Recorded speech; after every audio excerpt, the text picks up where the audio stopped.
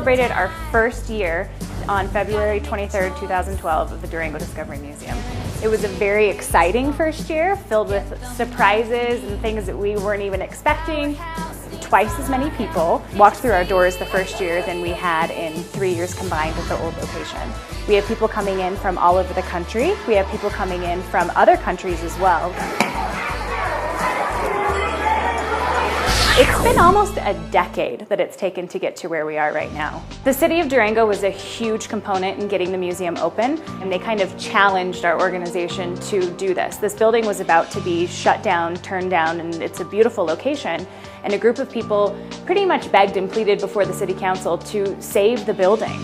And we challenged them, and they challenged us. It's been a really exciting journey. Now with their help, we pay the city $1 a year in rent, and we're able to provide this wonderful service to our community. In addition, we've also received funding from the state government, from the federal government as well. And we've also received a lot of support from La Plata County. Tons of funding from local, private, and bigger corporations, as well as a bunch of foundations. So it's been a real community effort getting this place off the ground. One of the projects that we did as part of the development was a series called the Powerhouse Kids. Out of the dark comes a booming voice. Yeah! We had a group of kids who were tired of waiting for the adults to get the Powerhouse open, so they kind of took matters into their own hands, and they come down to the Powerhouse and break in one night and get these superpowers, which they then use to try to open the museum. Together, you have the power. They learn a bunch of lessons and stumble across things along the way. That's been a really exciting part of it, and it's really raised awareness of the museum, and there's a bunch of little kids in town who want to become Powerhouse Kids. But so cool. Yeah. See? The overarching theme inside the museum is energy. In our Southern Ute Indian Tribe Energy Gallery, we have multiple exhibits and ways to explore energy hands-on.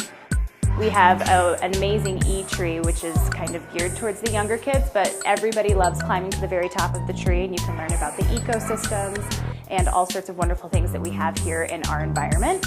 We also have an area that's just for under 4. It's our Discovery Kids area. Lots of hands-on textile stuff in there that's age appropriate. There is the sun spot, where kids get to manipulate the sun and can power all sorts of solar-powered objects on the table. We also have a really amazing Rube Goldberg exhibit. It's an old-time clock, we like to call it that. It's very loud and colorful, and kids are drawn to it immediately when they walk in the door.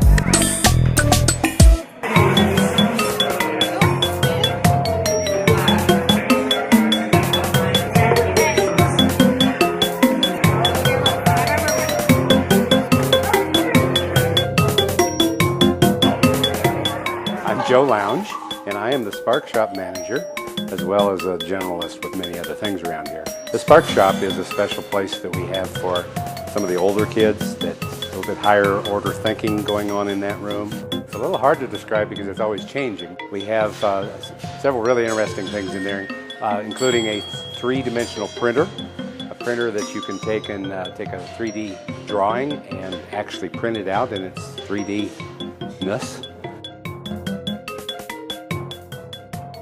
There's also a robot challenge where we challenge kids to do one of 4 challenges sequentially, one at a time. They each get a little harder, and so they program a robot to do each of those challenges.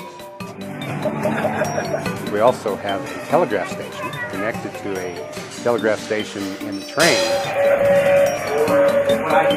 so where visitors in each of our museums can then communicate with Morse code from the train station to here or vice versa. One of the other really great displays that we have are these bikes that go in our solar roller, which is our traveling energy lab. These bikes are designed to show kids, and it doesn't have to be just a kid, it can be any sort of participant, show them how much day-to-day household chores and tasks, how much energy they actually take. You can pedal the bicycle fast enough to use your hair dryer or to use your toaster, or even just to do something as simple as turn on the television for a while. So it really puts that connection with the kids of how much energy they're using. And during the week, we turn into kind of a lab, a school away from school for hundreds of school kids each week. We have field trips that come in every day. They get to enjoy some stuff that they probably wouldn't get in their classroom, a little bit messier, a little bit more dangerous, and some kind of exciting stuff that we have. It is so fun working at the Discovery Museum. We consider ourselves to have the best jobs in Durango, hands down. And we get to explore and ignite curiosity in kids' brains every single day, and of course perform the science experiments that we want to perform. These labs are very, very high energy labs, and part of that is because we really want these kids to get energized. We've offered labs like geology labs where we create earthquake simulators and we create our own volcanic eruptions. We've offered energy labs where we explore the difference between potential and kinetic energy. And one of our most popular labs is our static electricity lab for first graders. And in that lab, students get to create static electricity using many different types of objects, and then they get to experience the Van de Graaff generator, which is a static electricity generator that causes their hair to stand on end.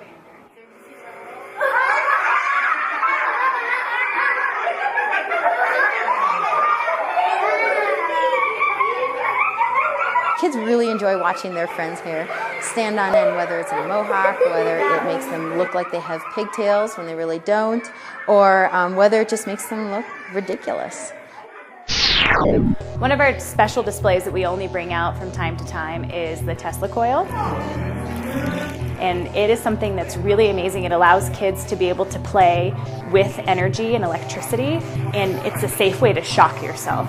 You can light a light bulb using your hand and another instrument. You're holding that up to the power, and you're lighting a light bulb in one hand. Your body serves as a conduit for this electricity. Kids love doing this. There's some kids that are a little timid and afraid, and there's other kids that go right up and stick their hand straight in right there into the electricity. We bring it out a lot too during some of our adults-only events, and that can get really fun also. This is more than just a place for kids. We like to say that we cater to ages 0 to 99, and which is very true, because just on top of the day-to-day stuff that you can learn coming in with your child or on your own with a group of friends is amazing. And we also have adults-only events that kids aren't allowed at during the week and on the weekends. It's nice to be able to do that for adults and show that science is cool for everybody. The reactions that we've been getting from the community and from visitors has been amazing over this first year. We've had people say things like, I've never seen anything like this before, and Durango is so lucky to have something like this. And it's true, I don't really think there is anything like the Durango Discovery Museum anywhere. I mean, we truly are a hybrid of a children's museum, a science discovery center, and a historic museum as well.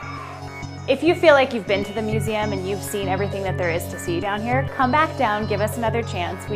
Everything is constantly changing. We've got new exhibits coming in daily. We have a huge campus down here that we can continue to put things in. I'd like to see a restaurant down here someday. We have a lot of ideas. Something like this is never going to be finished. About 5 years ago, I retired as a faculty member at Fort Lewis College. I was in the teacher education department. If you would have asked me 5 years ago, I would have probably said that I like teaching adults and not so much kids, but I've really done a turnaround, and this experience has caused me to be much more comfortable teaching kids and enjoying it much more than I thought I would. After their field trip, we hope that kids walk away excited about science, wanting to do more science in school, wanting to do science at home with their parents, wanting to explain certain everyday practices that they see in scientific terms. We do everything here for the community. We listen to the feedback, and we really want everybody to feel like they own it and have a sense of ownership. We want this to be a community museum.